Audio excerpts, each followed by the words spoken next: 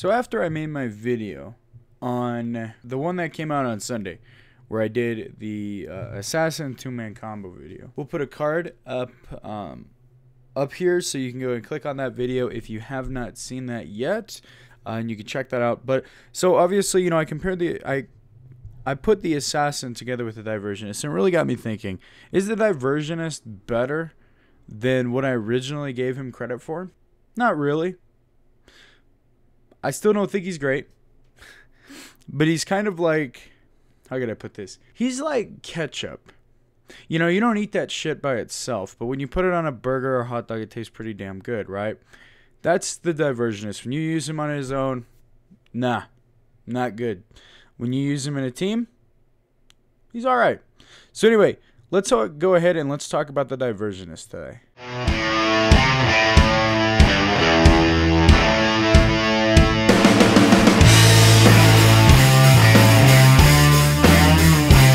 So, you know, of course I was doing this gameplay and we came up with that assassin flank combo, me and my buddy Lions. I was using the diversionist, and what I was realizing is that his drone is very powerful. It can be powerful. When he sends that up, you know, of course, you got to be careful that other people can't hear you. Of course, you can't see it on the map. When it pops up, you can't see it, which is really beneficial. Try not to get too low, of course, because you don't want people to hear it. His noisemaker, man. What the fuck is up with that thing? They need to change that up, because it only probably works, I think, 1 out of 10 times that I tried to use it to distract enemies. Probably only worked 1 out of 10 times because everybody knows the sound of it. It's just so blatantly obvious. So what I think is that they need to buff that thing so that it makes different sounds every time. It's completely random, so then people might actually buy that. And then it would really mess with their heads. It would really be strategic. And now what I found with Diversionist is if you are going to be running Diversionist by yourself in a pub and you're not in a group, don't fucking do it. Because if you're sending your drone up and nobody's listening to your pings, no one listening to your callouts, you're screwed, right? It's not going to do shit.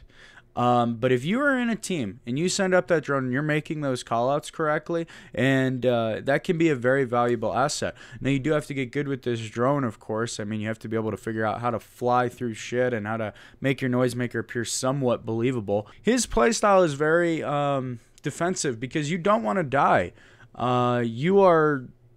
I mean, you can provide support, and I would say that Diversionist is really the only true support character in this game. And what I mean by that is that you really don't want him dying, because he is so valuable with his drone. If he does get taken out, that's a huge hit you just took to your team, especially if he is the only support character you had. He's the only drone that you had up in the air.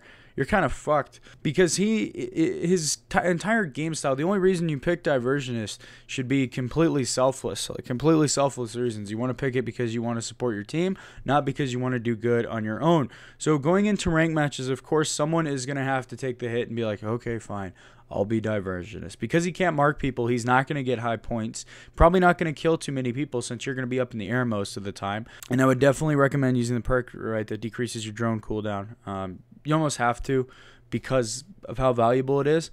But if you go based solely off his primary weapons and his tactical equipment, he is not top tier, right? There are way better options. So if you're picking him because of his weapons or because of his equipment, that's not why you pick him. That's kind of dumb. So we have to look at him solely on the basis of how good is his drone, how good is this ability, and it can be used quite effectively. You can use that so well. You can, but it takes a lot of skill, right? It takes a lot of practice. Is he worth it? If you're going into rank matches, I would definitely say that he's worth it, because he can make the difference between a win or loss. Just this class, because he provides such valuable intel, and people are going to be moving freely. But it also depends on the map. I would not use Diversionist on a map like Jungle Ruins. I think that's what it's called, or whatever, because those flanks are very, very hard to find people. You have tall grass on the one side. You have the swampy area on the other side. I would not use him on maps like Jungle Base, because there's not a lot of flanks. Everybody just kind of rushes towards one place. You already know where they're at. You really want to use him on maps such as, Warehouse, Deforestation, Cartel Depot, places where flanks matter, places where people do flank. because that's the reason you're going to be setting up this drone, and you're going to be using him to cover over your teammates and perhaps distract the enemy for a split second just so you can pick up that kill. So when I go around and I talk about Diversionist, the reason he's not so good on his own is because of that. You have to judge him solely on the basis of how good is his support ability, because his weapons aren't top tier. And there are better options as far as his weapons go. I can think of at least 4 different characters that have better weapons than him. So you know that no matter what squad you're going into, you will have an option to pick a better weapon. So you have to judge him based on his support ability. And if you're not communicating with your teammates, if you're not doing callouts, if you're not doing a strategic squad, then he sucks, right? He's garbage, because there are way better options. But if you are comboing him with something else, then he's worth it, man. He's definitely up there. Now, if I were to say, is this a must-have, right? If you're going into ranked playlists and you're playing this game like seriously, and you're forming a serious squad, is he necessary? Is he 100% necessary? It depends. In my experience, when we go into ranked matches, I want no more than 1 support class. Because I feel that the assaults are very powerful. I usually do not pick a marksman class unless we're anticipating something rushing forward. Then I'll pick a sentinel or something, and then maybe have 1 support and 2 assault. But I definitely want at least 2 or 3 assault and 1 support. Would I say that he's better than a scout? Depends what you're trying to do. Are you trying to flank? Are you trying to meet this team head on? Because if you're trying to meet them head on, scout is going to be way better. If you're playing on a map like warehouse and it's uplink, artillery is going to be way better. If your team sucks, medic's going to be way better. It just depends, man. You have to play this situationally. I would say Diversionist is best for a flanking sort of playstyle because you want to remain covert. So you need to pair him with something covert. Assassin, Pathfinder, fuck Pathfinder, Assassin. You're going to want to remain, you know, stealthy, covert, and that's how he's going to work. So I really felt that I needed to come on here and kind of set the record straight, because when I did my Wildlands tips before, I played with Diversionist. I was mainly playing in 2-man groups or online randoms, and Diversionist isn't so great there. That's not where he shines. He shines in the full squads. He shines in the 3-4-man groups, and he does have that added layer of depth. It's so weird with this fucking character, because on his own, as he starts out, he's like down here. He just all of a sudden jumps to like up here. He goes from like a 4 to like a 9.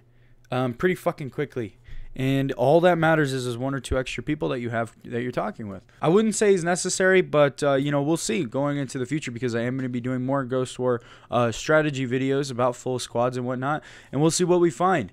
Is Diversionist 100% necessary? Let me know what you guys think down in the comments below. If you still haven't checked out that 2-man assassin combo video, there will be a link to that video down in the description and also at the end of this video, so you can go ahead and check that out. But anyway, thank you guys so much for watching.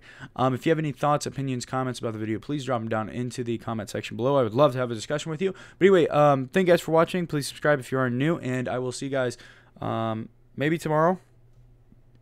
Probably, definitely Saturday, but maybe tomorrow. I might be having something tomorrow. But anyway, thank you guys for watching, and I will see you in the next video.